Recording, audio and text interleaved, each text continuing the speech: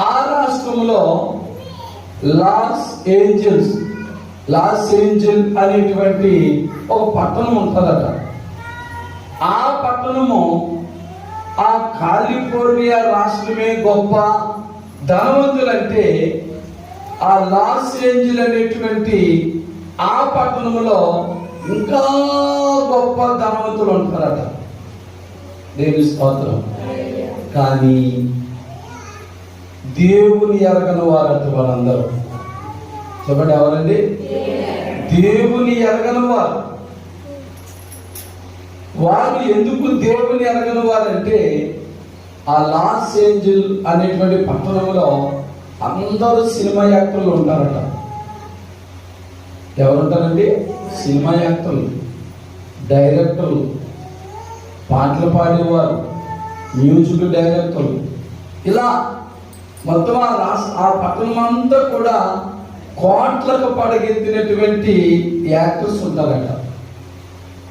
ఈ యొక్క అగ్ని ప్రమాదము జరిగినటువంటి 5 రోజులకు ముందు ఆ పట్టణంలో ఒక పెద్ద మీటింగ్ పెట్టుకున్నారట. ఆనందించడానికి, సంతోషించడానికి. వారికున్న గర్వం, ధన గర్వం, బల గర్వం, యాక్టర్స్ మని, డైరెక్టర్ల మని, మ్యూజిక్ డైరెక్టర్ల మని, సింగర్స్ మని చాలా విచ్చలవిడిగా మాట్లాడుకుంటూ ప్రియులరా వారు దేవుని మీద వ్యాఖ్యానాలు కూడా చెడ్డగా చేసేవారట. అందులో ఒక స్త్రీ, మంచి సినిమా యాక్టర్, ఆమె లేచి ఆ పబ్లిక్ గా మైక్లో ఏమని చెప్పినా తెలుసా? దేవుడు లేడు, మనమే దేవుళ్ళం. ఎలాగంట? మనమే దేవుళ్ళం. మనకు ఏ నష్టం, ఏ కష్టం, ఏ ఆపద రాదు. ఎందుకంటే మనమందరం గొప్ప కోటీశ్వరులు. చెప్పండి, గొప్ప కోటీశ్వరులు అని చెప్తే ఆ మాటకు పిల్లలు అందరూ ఏకీభవించి చప్పట్లు కొట్టి చాలా అభినందనలు తెలియచి ఎస్ ఎస్ ఎస్ అన్నారండి అందరూ. అవును, దేవుడు లేడు, మరి మనమే దేవుడు మన మాటకి అందరూ డిసైడ్ అయిపోయారట. ఆ మీటింగు గ్రాండ్గా జరిగిందని వాళ్ళు అనుకున్నారు. వాళ్ళు అనుకున్న ఆ మీటింగ్ జరిగిన 5 రోజులకి అగ్ని ప్రమాదం ఎలా జరిగిందో తెలియదు, కానీ అగ్ని ప్రమాదం జరిగింది.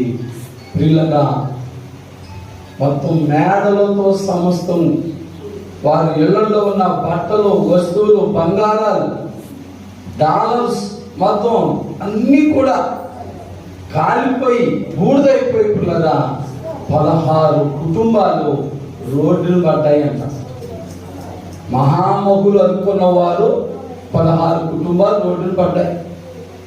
రోడ్డును పడితే ఇప్పుడు మాకేమీ లోటు లేదు అనుకున్న వారికి తినడానికి తిండి లేక ఎవరేం పెడతారా అని ఎదురు చూస్తున్నారంటే పిల్లగా ప్రభుత్వం రంగంలోకి దిగింది.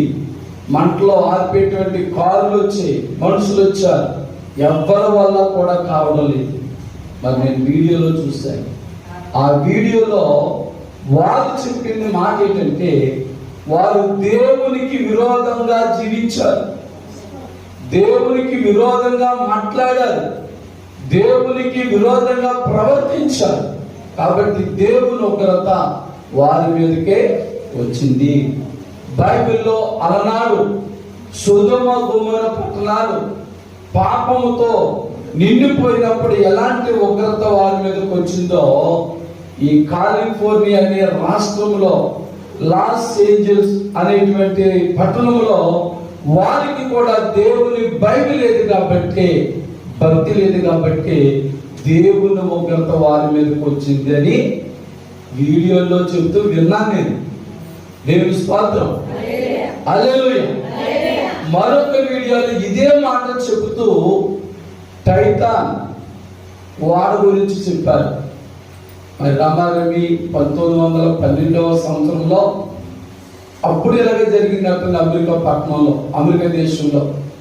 అప్పుడు కూడా అలాగే ఒక ఆయన కోట్ల విలువైన టైటాన్ ఓడ తయారు చేసి చాలా గర్వపడ్డాడట.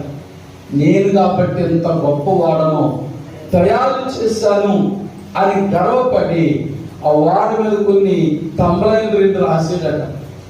ఈ ఓడ ఎప్పటికీ నాశనము కాదు.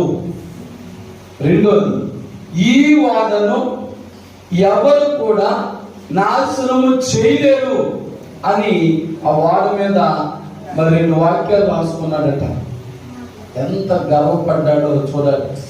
ఆ వాడిని ఎవరో నాశనం చేయలేరు, ఆ వాడు ఎప్పటికీ నాశనం కాజాలదు అని చెప్తే చెప్పిన కొన్ని దినాలకి ఆ టైటన్ ఓడ సముద్రంలో మునిగిపోవడం, ఆ ఓడలో ఉన్న లక్షల కొద్ది జనాభా ఇప్పుడు 1912వ సంవత్సరంలో జరిగిందని మరొక చోట వీడియో విన్నాను. దేవుని స్తోత్రం. ప్రియులారా, దీన్ని బట్టి మనం చూస్తే బైబిల్ ఒక మాట ఉంటుంది, ఎక్కడ దేవుని భయం ఉండదో అక్కడ ప్రజలు నాశనమగుదురు అని బైబిల్ వాక్యం ఉంది. కాబట్టి దేవుని బిడ్డలారా, అమెరికా దేశం అన్ని రాష్ట్రాలు బాగానే ఉన్నాయి, అన్ని పట్టణాలు బాగానే ఉన్నాయి. ఎక్కడైతే దేవునికి విరోధంగా మాట్లాడి దేవునికి విరోధముగా జీవించి తామే దేవుడు అనుకున్నారో ధన వ్యామోహం బట్టి గొప్ప నష్టం కలిగింది. ఆ నష్టాన్ని ఎవరు పోర్చలేని పరిస్థితిలో ఉంది. దీన్ని బట్టి మనం తెలుసుకోవాల్సిన సత్యం ఏంటంటే సృష్టికర్త ఉన్నాడు. ఎవరండి సృష్టికర్త? ఉన్నాడు.